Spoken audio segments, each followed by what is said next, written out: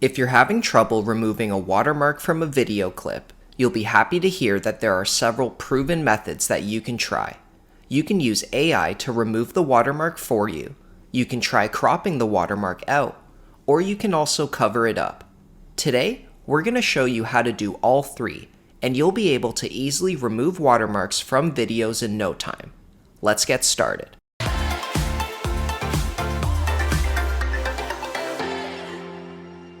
For the first method, we're going to use a free AI tool to remove the watermark from this reel.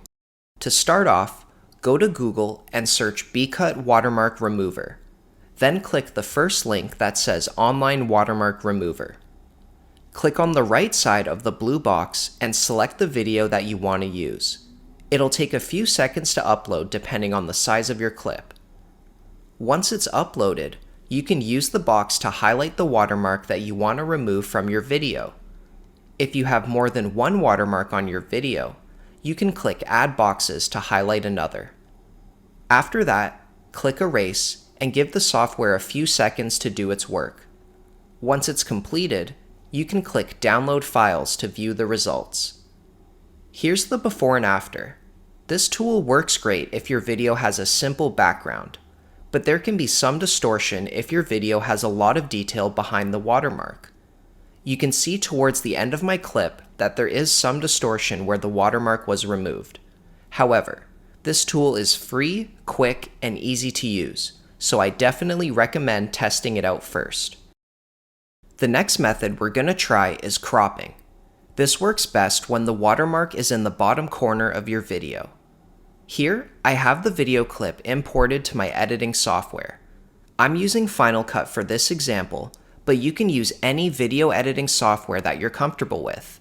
Luckily, all video editors come equipped with cropping tools. You can see the watermark in the bottom right corner of my clip. I'm going to select the crop tool, and I'm going to drag the border just enough so that the watermark is no longer visible. After I click Done, you'll notice that there is some blank space in my frame. So I'm going to adjust the scale to increase its size, and I'll reposition the clip to fill up the rest of the frame. If we look at the before and after, the new video will be zoomed in a bit, but as long as there aren't any important details near the edges of your video clip, you'll be happy with the results. For the last method, I'll show you how to cover up this watermark. Here, I've created a square logo in Snappa that I'm going to use to layer over the watermark. Snappa has a bunch of templates that you can customize if you want to create your own logo or watermark as well. After downloading it, I'm going to drag the file into my video editing software and layer it over my clip. I'll make sure that the duration matches the length of my original video, and then I'll shrink its size and reposition it over the watermark. This method works for narrated video as well. Here's an example of a property tour, and I've covered up the watermark with a video of the real estate agent talking about the property.